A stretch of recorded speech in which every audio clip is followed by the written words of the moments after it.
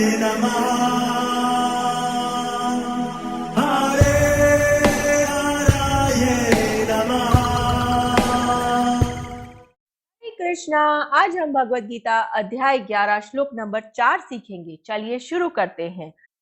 मन्यसे यदि तच्छक्यं मय्या द्रष्टुम् इति प्रभो योगेश्वर ततो मे त्वं दर्शयात्मानम् अव्ययम्। अब हम इसे धीरे धीरे बोलकर समझते हैं।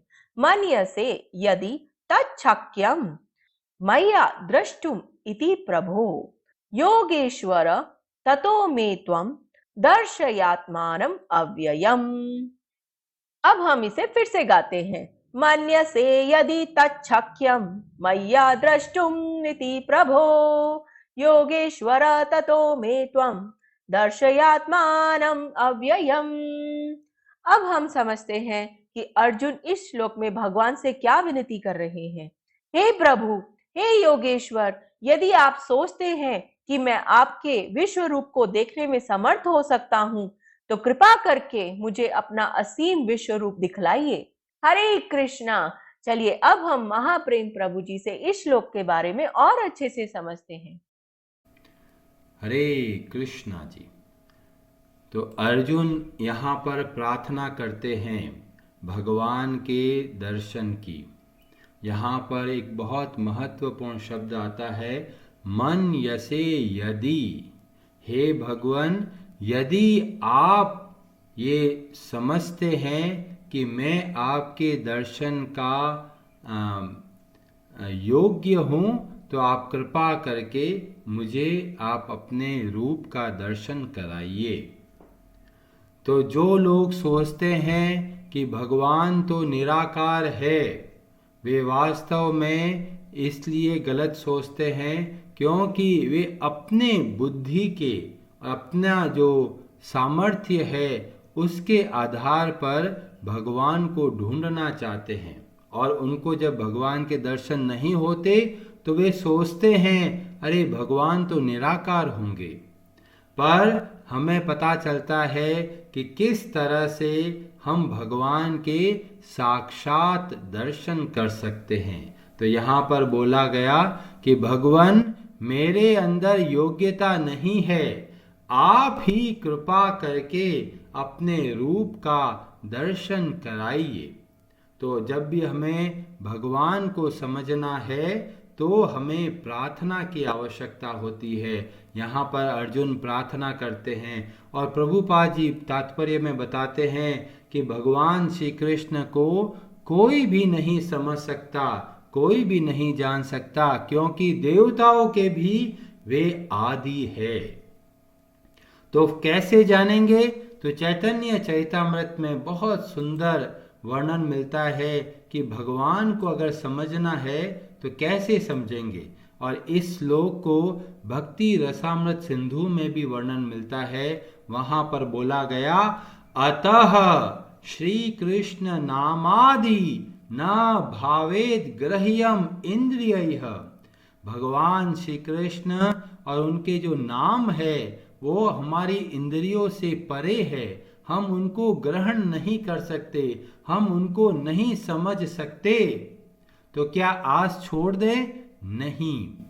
एक रास्ता बताया गया। कैसे बताया गया? सेवन मुखे ही जिह्वादौ स्वयं एव स्फुरति अधः। जब कोई जीव सेवन मुखे, जब वो सेवा के माध्यम से आगे बढ़ता है, और सेवा कहाँ से आरंभ करता है? जिह्वादो, जीव के द्वारा जब वो भगवान की सेवा करते हैं, स्वयं एव स्फुरति अधः। जब जीव के द्वारा भगवान की सेवा करते हैं तब भगवान अपने आप को स्वयं प्रकाशित करते हैं। अब जीव के द्वारा कैसे सेवा की जाती है? दो तरीके से सेवा की जाती है। जीव के द्वारा आप भगवान श्री कृष्ण के नामों को जप करना। जब भगवान श्री कृष्ण के नामों का जप करते हैं तो हमारे हृदय में स्वतः ही प्रकाश होने लगता है और हम भगवान श्री कृष्ण के साक्षात दर्शन कर पाते हैं। बहुत सारे लोग सोचते हैं अरे ये हरे कृष्णा बोलने वाले सड़कों पे घूमते हैं, ऐसे ही कीर्तन करते रहते हैं, कि उनके पास कोई टाइम नहीं है क्या और कोई कामकाज नहीं है। पर वो जानते नहीं है ये जीव के द्वारा भगवान श्री कृष्ण के नामों का कीर्तन कितना बड़ा साधन है जो हमें भगवान के साक्षात दर्शन करा सकता है। अब कई लोग सोचते हैं अरे भगवान के नाम में इतनी शक्ति कहां से है, क्या वास्तव में इतनी शक्ति है भगवान के नाम की? चैतन्य महाप्रभु हमें सिखाते हैं कृष्ण नाम, कृष्ण गुण, कृष्ण लीला वृंद। भगवान श्री कृष्ण के जो नाम है, जो उनके गुण है और उनकी लीलाएं हैं, वो सब कैसे हैं? कृष्णेर स्वरूप समा। ये सब के सब भगवान श्री कृष्ण के साक्षात स्वरूप है। क्यों? क्योंकि सब चिद आनंद, क्योंकि ये सब के सब बहुत ही दिव्य है। जब कोई आपको बोलता है अरे आप भगवान श्री कृष्ण के नामों का जप कीजिए, तो ये वास्तव में बहुत बड़ा साधन है। सारे शास्त्र इसको बोलते हैं। श्रीमद् भागवतम में वर्णन मिलता है कलयुग के इतने सारे दोषों के बारे में, कलयुग में ऐसा होगा, कलयुग में वैसा होगा, और ये सब सुनकर महाराज परीक्षित बहुत चिंतित हो जाते हैं और सोचते हैं इस कलयुग में किस प्रकार से उद्धार होगा। तो सुखदेव गोस्वामी जी मार्ग बताते हैं कलयुग में कैसे हम पार हो सकते हैं, और वहां पर बोलते हैं 12वें स्कंद में वर्णन मिलता है कलेर दोष निधे राजन अस्ति एको महान गुणा। ये कलियुग है, ये दोषों का खजाना है। तरह तरह के लोग मिलेंगे जो धोखा करते हैं, पाखंड करते हैं और गलत कार्य करते हैं, और तरह तरह की चीजें गलत देखने को मिलेगी। पर कलयुग के अंदर एक बहुत बड़ा गुण है। क्या गुण है? कीर्तनाद एव कृष्णस्य। केवल भगवान श्री कृष्ण का कीर्तन करने से मुक्त संगः परम व्रजेत। हम इस संसार के दुखों के बंधन को नष्ट कर सकते हैं और भगवान के धाम को जा सकते हैं। इतना सरल और इतना प्रभावशाली रास्ता हमें भागवतम बताता है। कीर्तनाद एव कृष्णस्य। अब कई लोग बोलते हैं अरे प्रभु जी हम तो बहुत जप करते हैं पर हमें तो ऐसा कुछ लगता ही नहीं, हमें लगता है बस बोल ही रहे हैं और कुछ हो ही नहीं रहा। तो बोला गया जब हम जप करते हैं कैसे?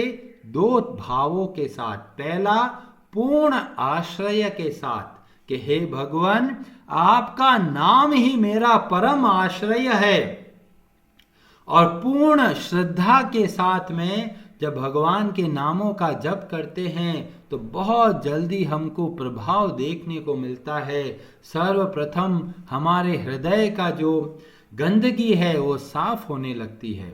आप जितना आश्रय लेकर भगवान के नामों का जप करते हैं, हरे कृष्ण कृष्ण कृष्ण हरे हरे, हरे राम राम राम हरे हरे, इस प्रकार शुद्ध तरीके से पूर्ण आश्रय के साथ और बहुत ही एकाग्र होकर जब हम भगवान श्री कृष्ण के नामों का जप करते हैं तो हमें प्रभाव बहुत जल्दी देखने को मिलता है। और इस तरह से भगवान के नामों का जप करते हैं तो क्या प्रभाव मिलता है? तो इसका वर्णन हमें मिलता है ब्रह्म संहिता में। वहां पर बताया जाता है प्रेमांजन चुरित भक्ति विलोचनेन संतः सदैव हृदयेषु विलोकयन्ति। जब हम भगवान के नामों का जप करते हैं प्रेम पूर्वक तो ऐसा होता है प्रेमांजन चुरित, आंखों में एक अंजन लगाते हैं। किसका? प्रेम का। और जब आंखों में प्रेम का अंजन लगाते हैं तो हम भगवान के साक्षात दर्शन कर पाते हैं। संतः सदैव हृदयेषु विलोकयन्ति, वे दर्शन करते हैं भगवान के। विलोकयन्ति, कौन किसको दर्शन करते हैं? यम श्याम सुंदरम अचिंत्य गुण स्वरूपम, ये वे श्याम सुंदर है जो अचिंत्य है, हमारी इंद्रियों से परे है। पर जब हम प्रेम पूर्वक भक्ति पूर्वक भगवान की पूजा करते हैं, आराधना करते हैं, सेवा करते हैं, तो वे भगवान अपने आप को स्वयं प्रकाशित करते हैं।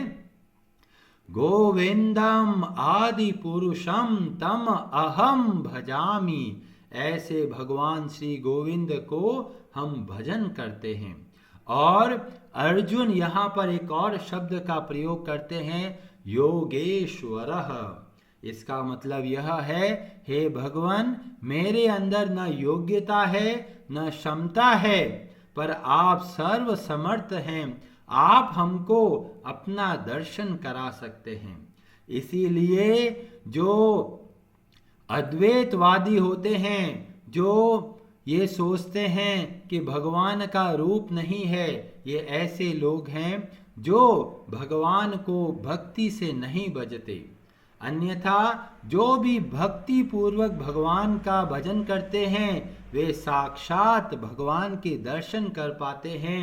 और इसलिए जो भी भक्ति मार्ग का अनुसरण करते हैं उनको पता चलता है भगवान का रूप है, वे साकार रूप में नित्य निवास करते हैं। ओम सच्चिदानंद रूपाय कृष्णाय क्लिष्ट कारिणे, गोपाल तापनी उपनिषद में वर्णन मिलता है कि भगवान का रूप है और उनका रूप बहुत अद्भुत है, पर हम अपनी बुद्धि के द्वारा नहीं समझ सकते, क्योंकि बुद्धि को जो शक्ति देते हैं वे भगवान श्री कृष्ण है।